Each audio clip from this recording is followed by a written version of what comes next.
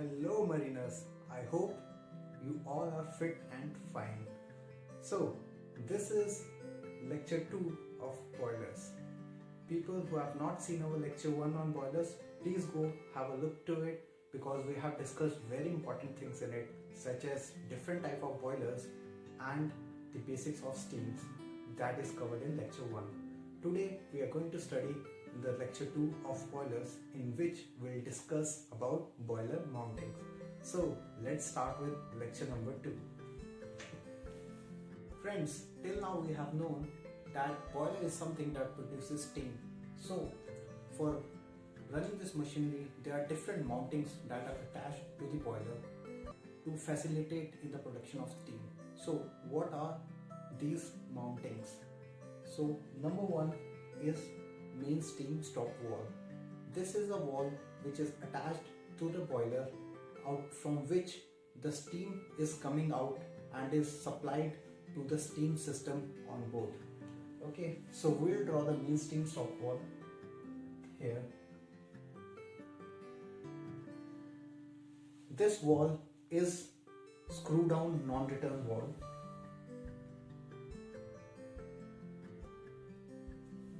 Suppose there are 2 boilers on board and we want to cut off one boiler and stop the steam from one boiler to let it go to the another boiler. So we have to shut this main steam stop wall.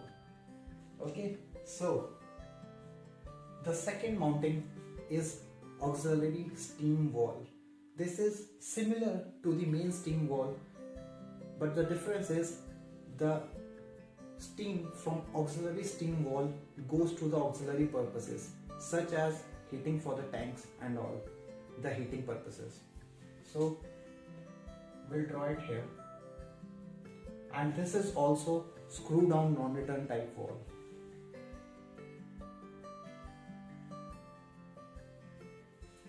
So as we are going through, we'll mark the numbers onto the walls. So this is number 1, this is number 2. Okay, according to the number 3rd mounting is manual and automatic feed check wall. So as we know that boiler needs water so that to convert it into steam. So these are the walls from which the inlet feed water to the boiler comes. We'll draw it here. These are also non-return screw down type walls. Okay, so this is manual and this is automatic.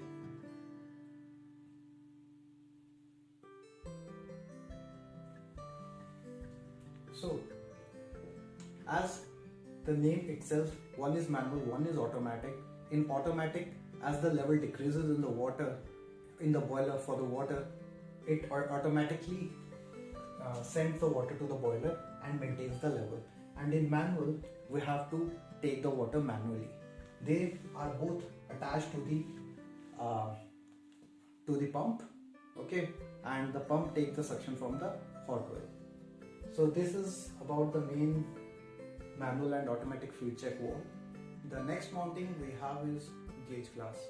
Gauge glass is something that is used to see the water level in the boiler.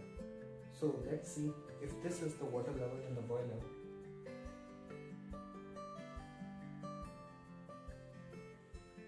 So the gauge glass is like this.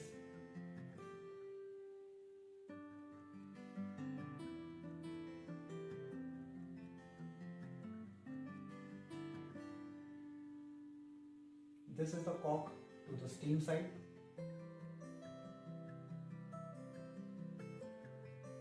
This is the cock to the water side. And this is the cock for draining the gauge glass.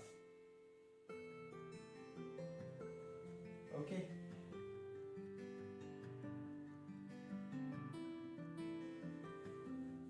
So this is gauge glass.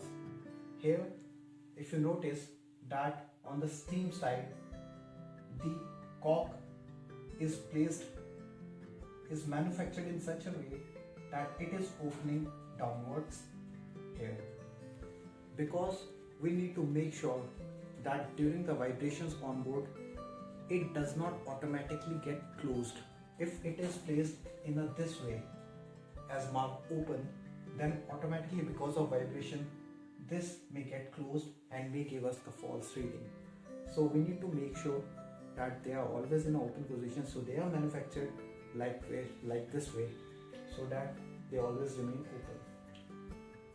In the coming lectures we'll have a separate video for gauge glass, so we have a better understanding about it and its construction. The next mounting is the blowdown valve. So why we need blowdown valve? What happens is, in boiler, as the water keeps on circulating in the system itself, there might be leakages, and again water comes to the boiler and evaporates, and again it will leak, and some little amount of water will come and again it will leak.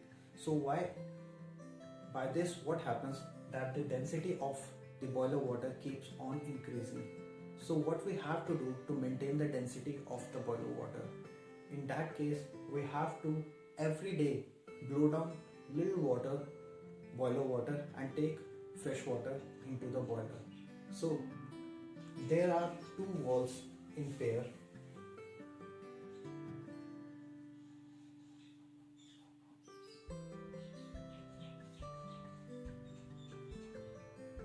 This is overboard. Okay, these both the valves are non-return screw down type valve. Let's understand the blowdown procedure. Let's mark this valve number 1 and number 2. Okay, so how to blow down the boiler? Okay, there is a valve on the output side also. Okay, so for blowing down the boiler, you have to completely open the number 2 valve. Okay, and you have to open the overboard valve. After that, you have to open number 1 valve 2 to 3 turns.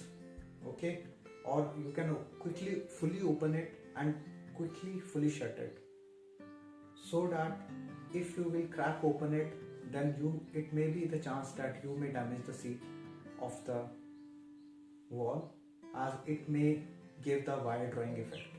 Okay, so you have to keep it in mind that we should protect the seat of the valve, as it is very crucial valve.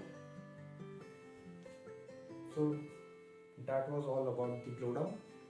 Let's get into the another mounting of boiler, that is scum valve.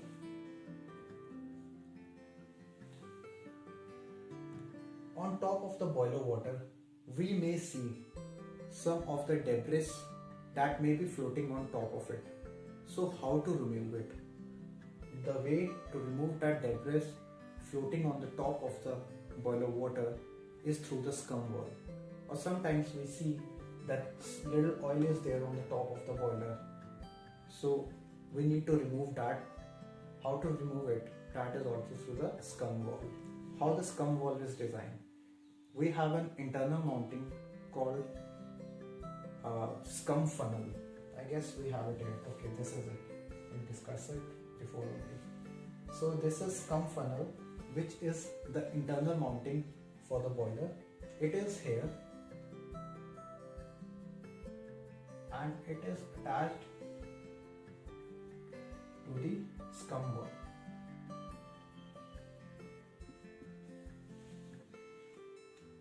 When we open the scum valve, all the top debris or the oil will collect in the funnel and we can drain it out from the scum valve. This scum valve also goes overboard.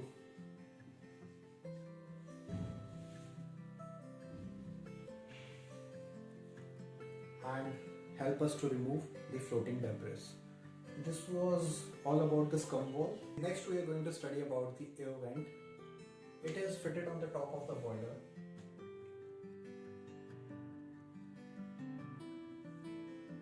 This valve helps us to release the air from the boiler. Whenever you are taking the water into the boiler, you have to keep this valve open. But not every time you have to keep it open. Only at the time when you are shutting down the boiler and you're draining full water from the boiler, then after the time when you're restarting the boiler and again taking the water, at that time you have to keep this valve open, so to let the air escape out from the boiler.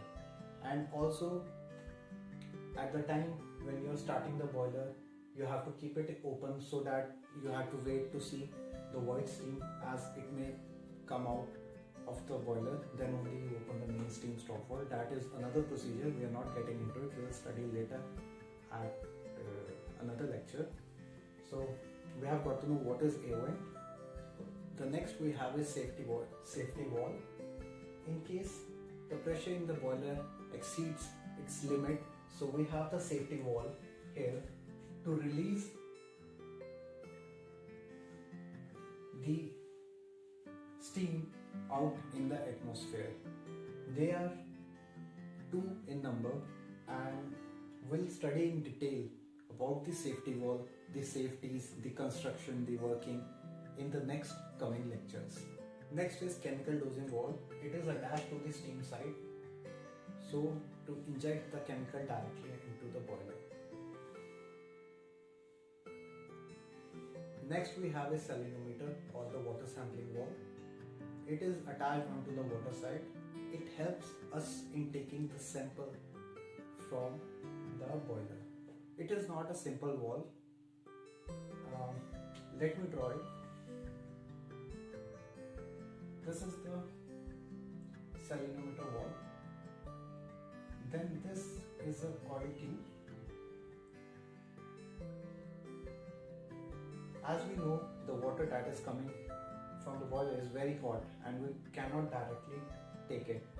So we have to first cool it down and then we have to take it in some container or the beaker. So for cooling the boiler water, we have the cooler, small cooler here. This is passed through the cooler in which cool fresh water is coming in and going out. So here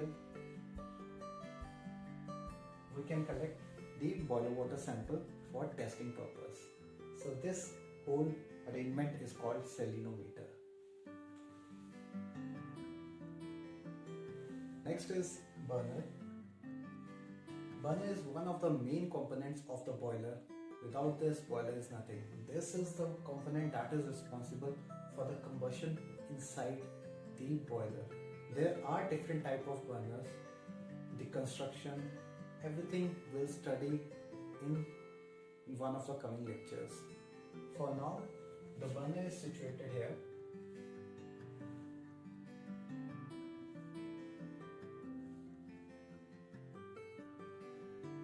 I'm trying to make as simple drawing as possible, okay, because as we are going to cover it in our coming lectures. So this is burner. The very basics of burner is fuel oil is coming here, okay, and fuel oil is being burned inside the boiler, and another is pilot burner also, which is responsible for initial ignition inside the boiler. Okay, for now that is all for the burner. We'll cover it in detail later. Next is pressure gauge.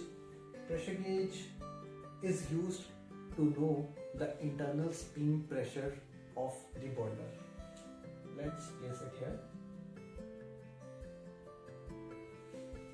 Okay, next we have the demister. Demister is placed inside the boiler. It is here. It is one of the internal mountings and it is responsible for trapping the water particles that are going along with the steam. So it does not let the water particles go out to the steam side. That is the role of the demister. The last mounting that we have for today is distributor and rings. As the feed water that is coming inside the boiler cannot be directly came and poured here, as this is the water in high volume, and suddenly if it falls at this place, so the temperature at this place would be different as compared to the temperature at this place in the boiler. So that would lead to the thermal shock in the boiler. We don't want to do that, and we want to equally distribute the water inside the boiler. For that, we have a ring that is placed inside the boiler with different holes, and it is attached to the feed water line, so that the water that is coming inside the boiler is not directly poured in an area, but evenly distributed across the boiler. Okay, so this was all about boiler mountings. Hope you have liked the video. If you got to know anything new in this video, please hit the like button. Please comment what we should have covered, what we could have covered. Okay, and please do comment, and please do put a like on this video. Thank you. Stay safe, stay healthy. Jai Hind.